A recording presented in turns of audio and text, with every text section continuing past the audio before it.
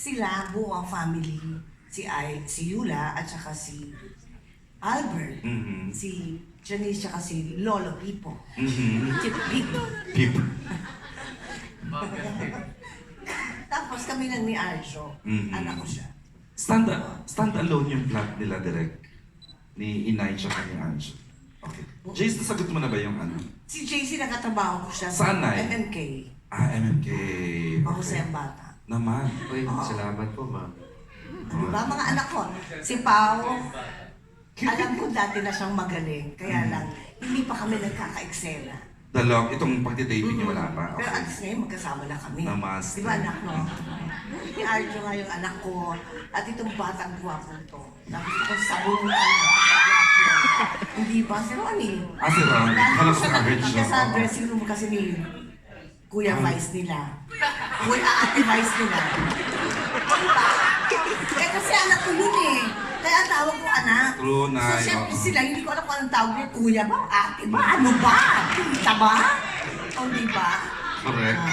Kaya, doon ko nakikita ba, sino ba itong batang to? Gwapo ka. Gwapo kasi ng girlfriend mo.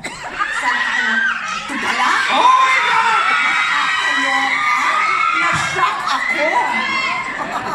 Umamin si Inay. Hindi pa umamin yung dalawa. Ay, bakit sila sa akin? Oh. I don't know with you guys.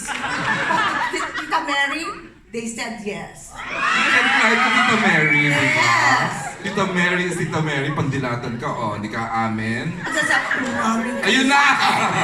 Sabi, opo, good. Are you happy? Yes. Good! O, diba? Bongga. Loisa, sumagot ka na ba? Sinong first time mo dito nakatrabaho? Ako ewan ko sa'yo, Ronnie, dun sa first time, sagot mo.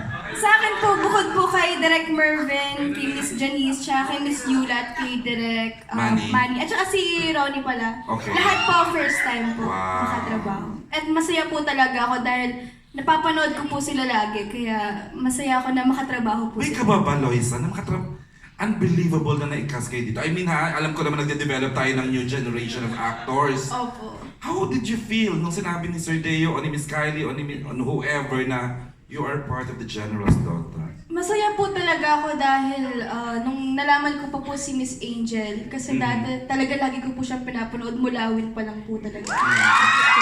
Sobrang happy po talaga ako na mapasama po dito. Ganto ka lang kaliit doon na.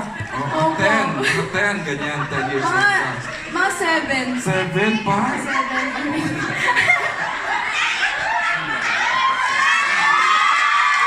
Tulala.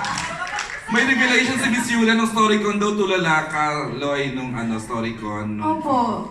Kasi nakaka-starstruck po talaga.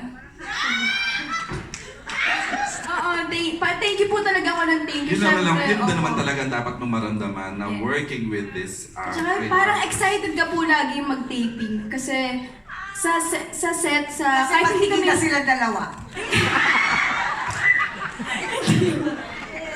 Oo.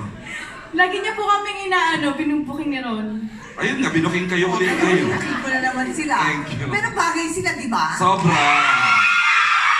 Yun po. Ayaw na po magsalita.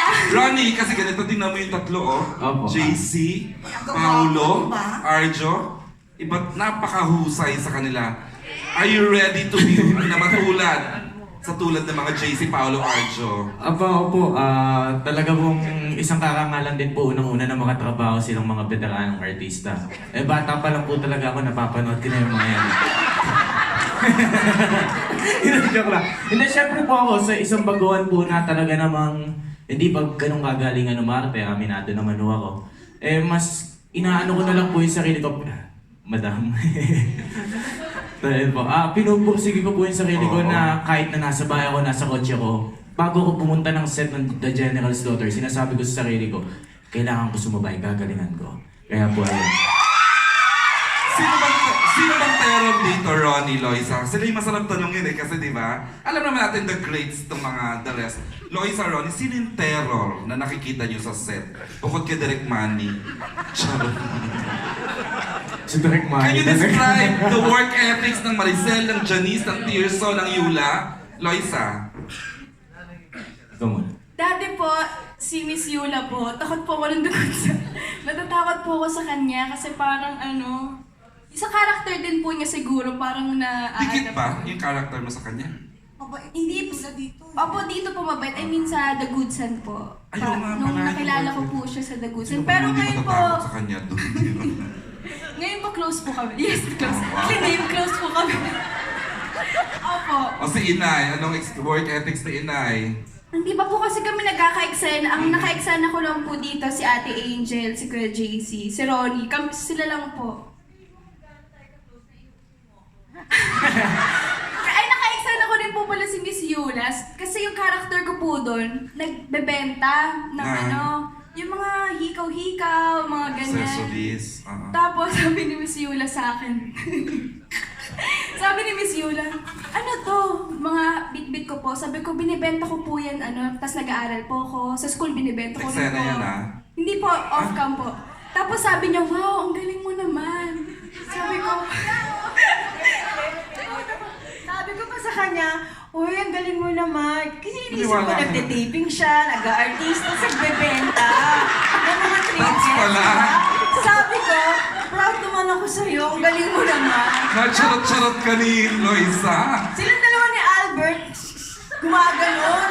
Niloloko lang ako. pero kasi po ang akala niya ako talaga. Pero nung sinasabi ko po, seryoso talaga ako na character ko po yung nagbebenta. Okay. Akala niya po ako. Si Miss Maricel po, hindi pa po kami nagkaka-eksena. Pero you look forward. Opo, magka-eksena. Pupunta po ako ng Bataan. Yan ka rin. Ay! Biro lang. Eksena with Kuya Pip. Anong Opo. Kuya Wala Pip? pa po Pero eh. wala pa. Wala pa po. Miss Janice, okay na. Opo, mababait po silang lahat. Okay. Ronnie, Ako po. sinong talagang kinatatakutan mo dito? Si Madam Angel po talaga ako natatakot.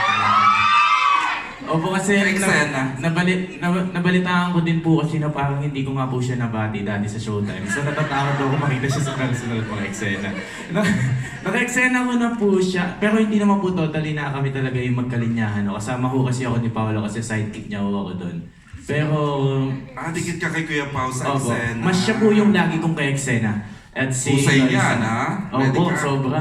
Sobrang husay po. And syempre po, pinapangarap ko po na maka-eksena po talaga yung mga veteranong artistas. And it's Susunod happening. And it will happen Opo. very soon Opo. pa. Yes po. Kaya salamat po. Sikat ka na. Salamat. Papatiri kita. Okay, sobrang